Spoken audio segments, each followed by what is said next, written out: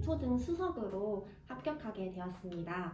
수강생들과 항상 더 계속 공부할 수 있게 지원을 해주셨었어요. 교수님과 함께 1년을 같이 걷는다는 느낌이 들어서 루시아 교수님한테도 감사하다는 말씀을 드리고 싶습니다. 루시아 교수님께도 진짜 무한한 감사를 드리고 싶습니다.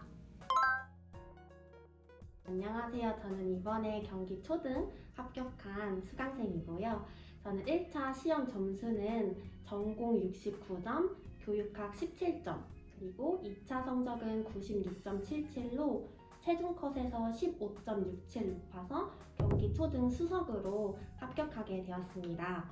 저는 초수였고 1월부터 11월까지 올인으로 진행했고요. 그리고 심리학과 졸업 후에 교육대학원에 재학을 했어서 각 과목에 대한 기본 지식은 어느 정도 있는 상태였습니다.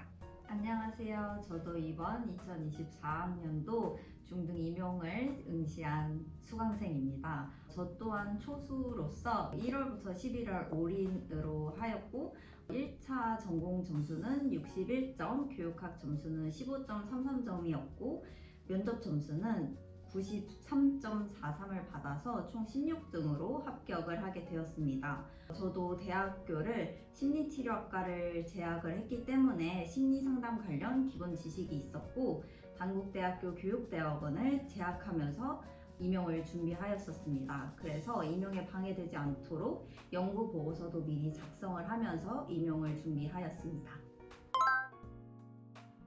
일단 저는 너무 간절했어가지고 그냥 딱 합격이라는 글을 봤을 때 그 눈물부터 났던 것 같고, 그리고 가족들이 같이 함께 봤었는데 거의 열사 안고 너무 좋다라고 했었고, 그냥 그 합격을 봤을 때 다시 이 수험 기간을 보내지 않아도 되는구나 하는 마음 때문에 좀 안도감이 제일 컸던 것 같습니다.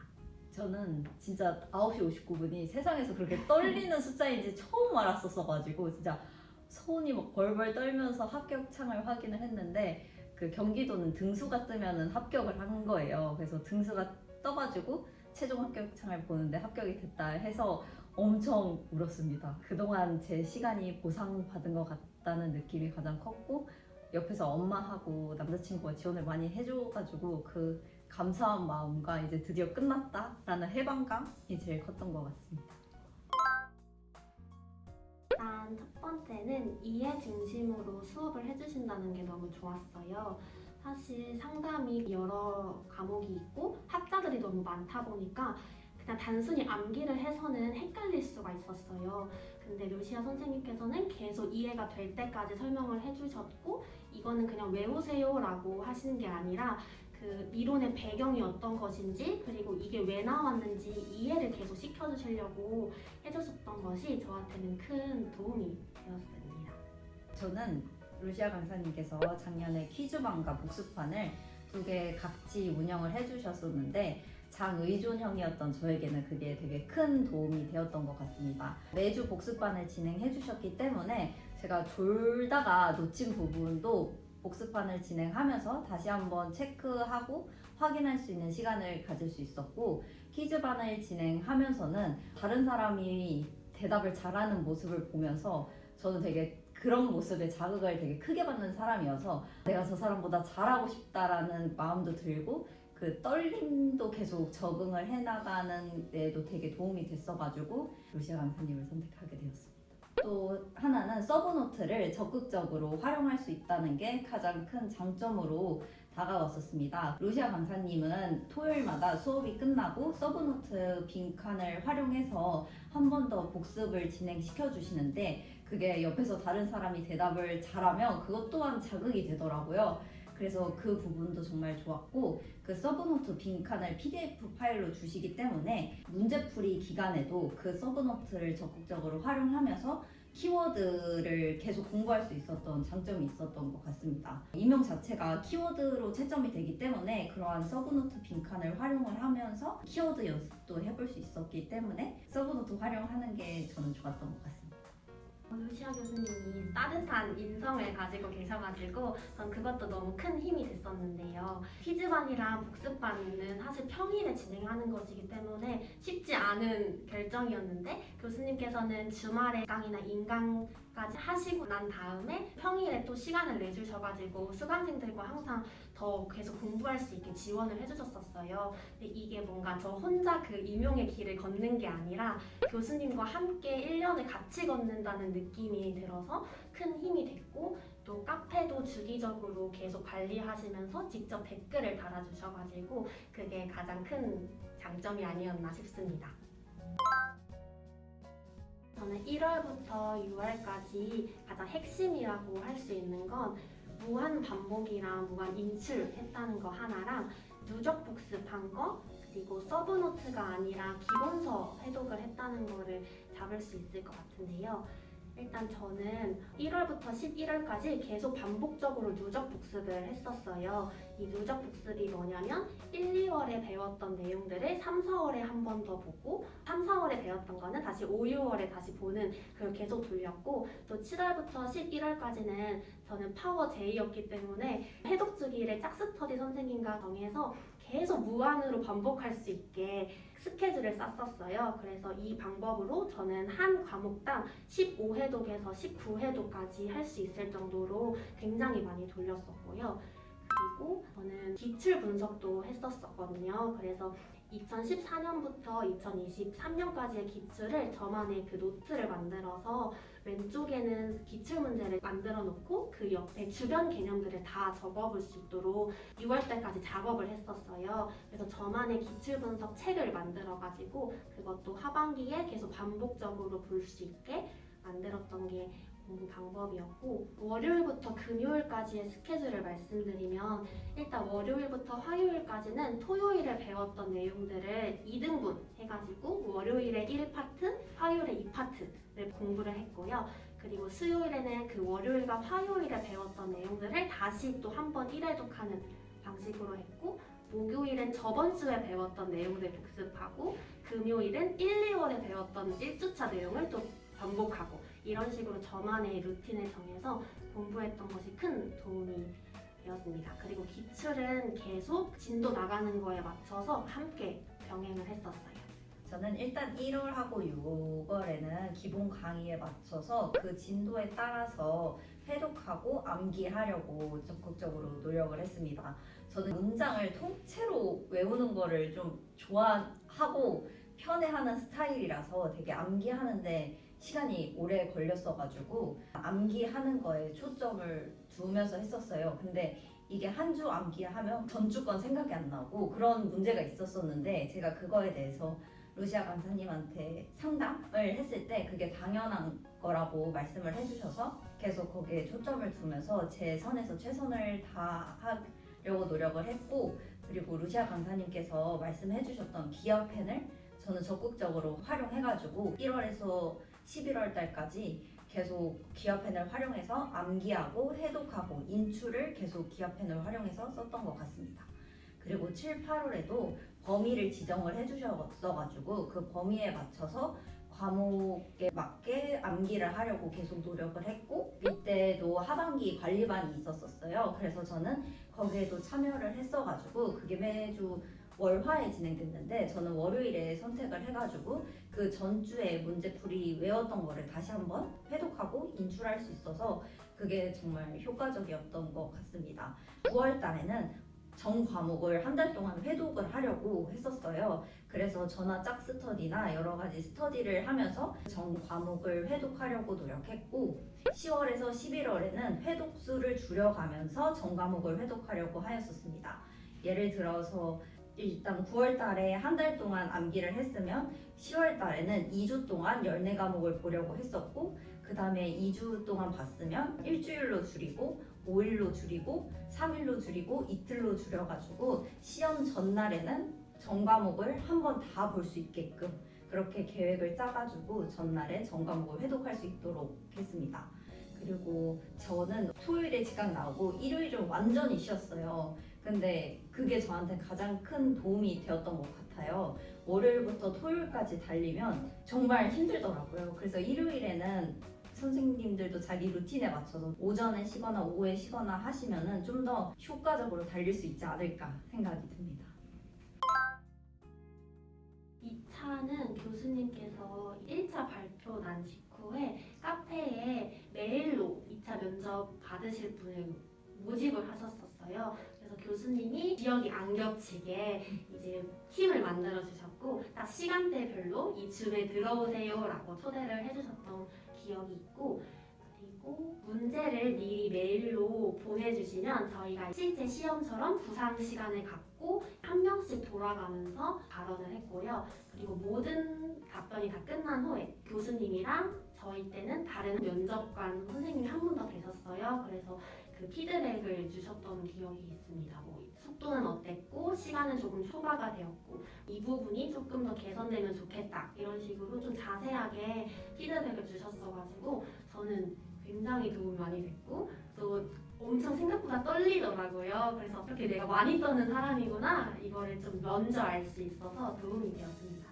저도 방법은 쌤이 다 말씀해 주셔가지고 그리고 되게 체계적으로 진행이 된다는 생각도 들었었고, 그리고 지역이 다 다르고 다른 사람의 답변을 들어보면서 그걸 약간 쏙쏙 빼올 수가 있어요. 실제로 저도 경기 초등 선생님이 쓰셨던 거를 실제 면접 연습할 때도 써보기도 했었고, 그래서 다른 사람은 같은 문제에 대해서도 생각하는 방식이 다 다르거든요. 그래서 그걸 들어보면서 이렇게도 대답할 수 있구나, 그런 식으로 좀 배우고 다시 한번 제 문장을 가다듬고 할 수 있는 시간이 주어져서 좋았었고, 줌으로 진행되는데도 정말 떨리거든요. 근데 진짜 실제 시험장에서는 그 떨림이 곱하기 100은 돼요. 그래가지고 그런 떨림을 미리 경험해보고 계속 연습하는 게 저는 필요하다고 생각이 들기 때문에 정말 좋았던 것 같습니다. 저희 둘은 로시아 교수님 직강 스터디에서 만나서 함께 스터디를 진행하게 되었는데 총 4명이서 스터디를 진행했었어요. 그래서 1월에서 6월에는 기본 이론 강의에 맞춰서 스터디를 진행하였습니다. 이때 구글 공유 문서를 적극적으로 활용을 했었습니다. 구글 공유 문서를 활용해서 배운 내용과 관련된 문제를 매일 각자 한 문제, 그러면 총 4문제를 풀게 되는데 그날 밤까지 문제에 대한 답을 적어서 밴드에 인증할 수 있도록 하였었습니다. 그 후에는 토요일 아침이나 수업 끝난 오후에 모여가지고 직접 말로 인출해 볼 수 있는 시간을 가졌었어요. 그래서 모두 다 20문제를 돌아가기에는 한계가 있다고 생각을 해서 가위가위보로 순서를 정해서 자기 문제 아니고 한 문제씩 돌아가면서 다시 한번 말로 인출할 수 있는 시간을 가졌었습니다. 또한 3월부터는 누적 복습을 위해 새롭게 진도 나간 부분 플러스 1, 2월에 냈던 문제 또 같이 병행을 하면서 인출을 하는 연습을 진행하였었습니다. 저는 에터디는 선생님이랑 같이 했던 스터디도 같이 했고 그리고 짝스터디를 적극적으로 저는 활용했었어요. 1대1로 매일매일 정해진 시간에 전화로 스터디를 하는 거였는데요. 이때는 저와 비슷한 공부 성향을 가진 선생님과 함께 만나가지고 매일매일 물어볼 범위를 사전에 정했고요. 그리고 한 사람당 30분씩 그 배운 내용들을 질문하는 스터디를 했었어요. 예를 들어서 오늘 배웠던 범위가 파괴적 충동 조절 그 파트라면 수행 장애와 적대적 반항 장애의 공통점과 차이점은 뭘까요? 이렇게 전화로 하면 그걸 듣고 대답을 하는 거였고요. 저희는 특이하게 단순히 암기만 점검한 게 아니라 기출에서 나왔던 사례가 있으면 그 문장 전체를 쭉 읽어주고 지금 이 사례에서 얘기하고 있는 건 어떤 개념일까요? 이것의 유의점은 뭘까요? 이렇게 적용까지 얘기할 수 있도록 스터디를 진행했었는데 저는 암기는 강했지만 적용이 약했던 제 약점을 이 짝스터디를 통해서 극복할 수 있었습니다. 그리고 이 짝스터디를 하게 되면 내가 잘 알고 있다고 생각했던 것들이 사실 아닐 수도 있다라는 걸 점검할 수 있었고요. 그리고 이건 좀 안 중요하지 않을까라고 해서 스킵하는 것도 이제 다시 한번 볼 수 있어서 너무 좋았고요. 그리고 저는 두 번째로 단권화를 적극적으로 활용했는데요. 이 단권화는 내가 막판에 마지막까지 할 수 있는 교재를 만드는 거라고 저는 생각을 했어요. 그래서 제가 예시를 가지고 왔는데 인터넷에서 찾았던 좋은 자료가 있으면 여기다가 써놓기도 하고 청킹이라고 하는 건데 청킹이 있으면 여기다 또 빨간색으로 적어놓기도 하고 그리고 여기에 스티커 같은 게 붙어 있는데 이건 저만의 규칙으로 기출은 빨간색 스티커로 문풀이나 모의고사에 나왔던 건 초록색으로 이렇게 적어가지고 다 체크를 해놨어요. 근데 이렇게 하면 뭐가 좋냐면 하반기에는 빠르게 책을 봐야 하는데 자료가 여기저기 흩어져 있으면 그게 효율이 좀 떨어지는 것 같더라고요. 그래서 저는 모든 과목을 다 이렇게 정해가지고 기출에 나왔던 사례도 다른 펜으로 다 적어놓기도 하고 이런 식으로 했어서 이 단권화가 저한테 너무 좋았어요. 왜냐면 빠른 시간 내에 막 볼 수 있도록 해서 이게 저만의 팁이라고 생각을 했습니다.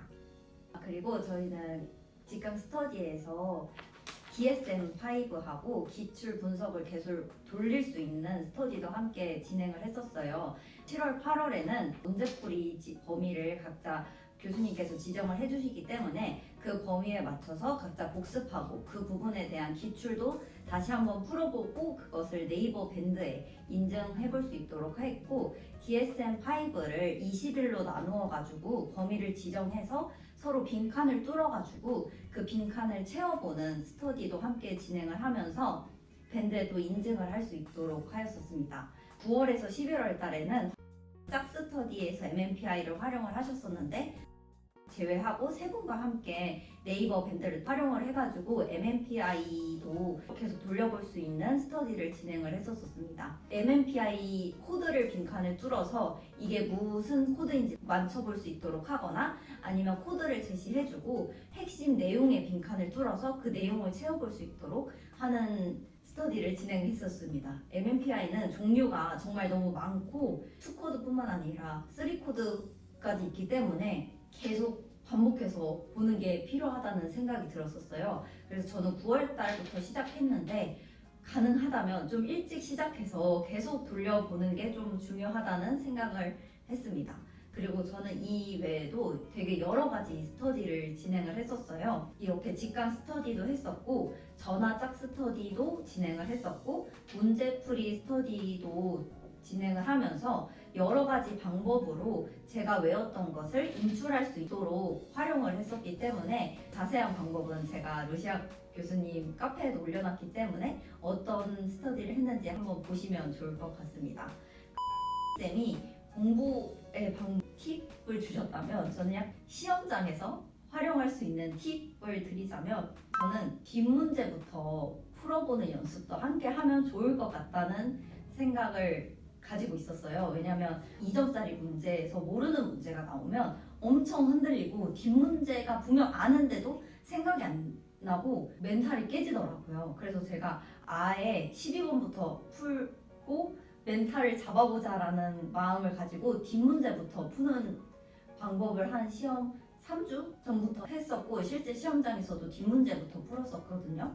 그래서 실제 시험에서도 A형에서 1번하고 4번에서 제가 모르는 개념이 2개나 나왔었어요. 그리고 1번 자체도 저희 시험에서 처음 나온 그런 유형이었기 때문에 만약 제가 1번부터 풀었으면 정말 멘탈이 나갔었을 것 같은데 12번부터 루시아 강사님께서 정말 강조해 주시고 문제풀이나 모의고사에서 여러 번 풀었던 문제가 나온 거예요. 그게 계속 뒷번호부터 나왔었기 때문에 흔들리지 않고 저는 오히려 쉬운데 이러면서 풀었었거든요. 그래서 만약 자기가 앞에서 흔들리는 경우다 그러면 뒷문제부터 한번 풀어보는 연습을 해보시면 좋을 것 같습니다. 또 모르는 학자가 나오면 당황하지 않았으면 좋겠습니다. 이거는 루시아 강사님도 시험 직전에 계속 이야기해 주셨던 말씀이거든요. 아는 내용이 나와도 학자가 나오면 여러분들이 흔들릴 수 있다. 그러니까 그냥 아는 내용을 적어라 라고 계속 말씀을 해주셨었어요. 실제로 시험에서 B형에서 11번이 노리스라는 처음 들어본 학자가 나왔었는데 제가 진로정보 영역을 배운 거는 딱 3가지밖에 없었기 때문에 그런 학자에 당황하지 않고 제가 아는 내용을 침착하게 쓸 수 있었고 다행히 맞았었거든요. 그래서 모르는 학자가 나와도 절대 당황하지 않았으면 좋겠습니다. 그리고 마지막으로는 자신만의 자극제를 좀 찾으면 좋을 것 같다는 생각을 했어요. 열품타가 저한테 큰 자극제였거든요. 남들이 아침 일찍 일어나서 공부하는 것을 보면 저도 그게 큰 자극을 받고 거기에 뒤떨어지면 안 되겠다라는 생각이 들어서 밥도 워낙 일찍 먹어서 진짜 15분 만에 먹고 다시 앉아서 공부하고 약간 딴짓을 안 하게 되더라고요. 그래서 여러분만의 자극제를 찾아서 활용하신다면 좀 더 공부를 할 때 열정적으로 할 수 있지 않을까 생각이 듭니다. 하나 추가하면 모의고사 때 최대한 많이 틀려보라 라는 말을 하고 싶었는데요. 그 모의고사가 생각보다 점수에 굉장히 연연하게 돼요. 왜냐면 보상받고 싶거든요. 열심히 했고 뭔가 점수가 높으면 나 합격할 수 있을 것 같은데 이런 확신을 얻을 수 있는데 저는 모의고사 때 그냥 많이 틀려보는 게 맞다고 생각해요. 왜냐면 저도 점수에 꽤나 영향을 많이 받던 사람이기는 했지만 그 틀려보면서 내가 여기서 자꾸 실수를 하네 이거를 좀 발견을 할 수 있었고 그리고 내가 틀렸던 부분들을 보면서 오히려 땡큐다 내가 몰랐던 부분들을 구멍을 채울 수 있겠네 라는 생각으로 그냥 계속 멘탈을 다잡을 수 있었거든요. 그래서 이렇게 모의고사에서 계속 틀렸던 연습을 하고 실수를 했던 연습을 하니까 사실 실제 시험에서는 그 실수를 안 하려고 굉장히 많은 노력을 해서 제 느낌으로는 실수를 해서 틀렸던 문제는 거의 없었거든요. 그러니까 선생님들도 모의고사 때 점수가 물론 너무 상처가 되고 하지만 그냥 오히려 고맙다. 내가 모르는 부분들을 발견했네. 그럼 이 부분들을 실제 시험에서는 안 틀리면 되니까 더 채우자라는 마인드로 그냥 계속 실수하고 틀리고 하는 걸 두려워하지 않으셨으면 좋겠습니다.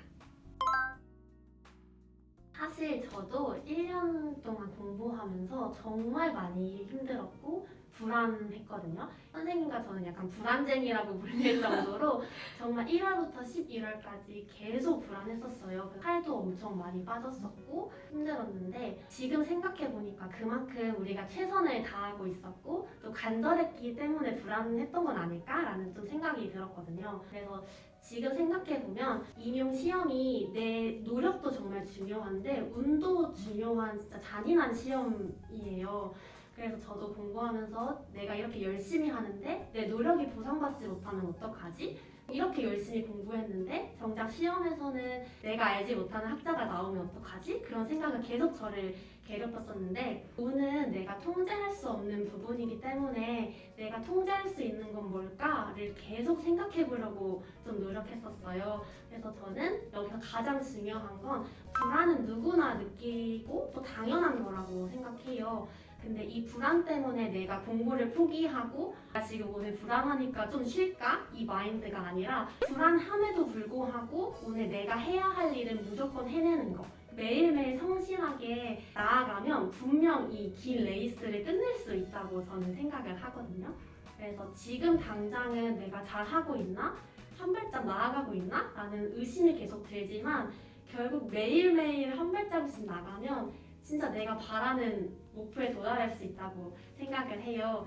그래서 그냥 포기하지 말고 그냥 나를 믿고 그냥 조금씩 앞으로 나아가시면 어떨까라는 생각이 들었고 저희가 통째로 암기를 했다라고는 했지만 11월 직전까지도 계속 이게 맞아요? 원래 11월 되면은 툭 치면은 입에서 툭 나와야 한다는데 저희 입에서 그냥 한숨만 나와요 라고 할 정도로 계속 까먹고 계속 외웠어요. 저희가 머리가 좋아서 통째로 외운 게 아니라 그냥 계속 반복했기 때문이니까 그냥 자신을 믿고 후회 없이 이 1년을 잘 보내셨으면 좋겠습니다. 저도 처럼 과연 제가 합격할 수 있을까라는 생각이 정말 컸었던 것 같아요. 그래서 많이 울었고 살도 진짜 많이 빠졌었고 특히 모의고사 시즌에는 제가 열심히 한 만큼 점수가 안 나와서 진짜 되게 많이 흔들렸었는데 그때마다 루시아 교수님께서 상담해 주시면서 다시 멘탈도 회복할 수 있었고 이렇게 끝까지 완주할 수 있었다고 생각을 해요. 제가 임용 준비하기 전에 티오가 갑자기 확 줄었어가지고 저희 교육대학원의 장학사에 계시는 교수님께 상담을 받았었어요. 교수님께서 임용은 진짜 엉덩이 싸움이다. 정말 너가 최선을 다하고 끝까지만 달리면 분명 합격할 수 있다라고 말씀을 해주셨어요. 제가 똑똑하고 머리가 좋다고 생각하지 않는데 저는 제가 끈기 하나는 가지고 있다고 생각을 하거든요. 그래서 저는 이 끈기로 남들의 똑똑함을 따라잡기 위해서 2배, 3배 열심히 공부하려고 노력을 했던 것 같아요. 그래서 여러분들도 제가 똑똑하지 않지만 합격할 수 있었던 것처럼 끈기나 포기하지 않는 마음을 가진다면 충분히 합격하실 수 있다고 생각이 듭니다. 저도 임용할 때 진짜 되게 긴 터널 같았고 그 끝이 정말 없다고 느껴졌는데 이 터널의 끝이 있더라고요. 그래서 여러분들도 포기하지 않고 꼭 터널의 끝을 보셨으면 좋겠습니다. 아까도 말씀드렸다시피 저는 진짜 불안 덩어리였거든요. 근데 이런 불안 덩어리였던 제 멘탈을 계속 지켜주고 쌤 잘하고 있어요 라고 해주셨던 그 스터디 쌤들한테 진짜 너무 고마웠고, 그리고 루시아 교수님한테도 상담 받을 때 항상 눈물을 흘렸었는데 그때마다 막 다독여 주시고 너무 잘 가고 있다, 너무 잘 해내고 있다라고 얘기해 주시면서 제 마음을 계속 살펴주셨던 루시아 교수님께도 진짜 무한한 감사를 드리고 싶습니다. 저도 직관 스터디 쌤들한테 너무 감사하다는 말씀을 먼저 드리고 싶어요. 진짜 너무 불안도 컸었고 쌤들에 비해 제가 너무 뒤처진다라는 생각이 들었었는데 그때마다 쌤들이 무슨 그런 소리를 하냐면서 항상 응원해주시고 저희 스터디원들이 다 자기 확신이 되게 낮으셨거든요. 근데 서로가 칭찬을 해주면서 자존감 향상에도 되게 도움이 됐어가지고 스터디 쌤들한테 정말 너무 감사하고, 그리고 루시아 교수님께도 제가 정말 아침 일찍 맨날 직관 가서 루시아 선생님을 앞자리에서 보고 싶을 정도로 일찍 갔었고, 제가 모의고사 시즌에도 멘탈이 흔들렸을 때마다 전화 상담이나 대면 상담으로 제 멘탈을 항상 지원해 주시고 저뿐만 아니라 저희 스터디온 쌤들도 항상 챙겨주셨어가지고 진짜 1년 이상을 버틸 수 있었던 것 같습니다. 그래서 루시아 교수님한테도 감사하다는 말씀을 드리고 싶습니다.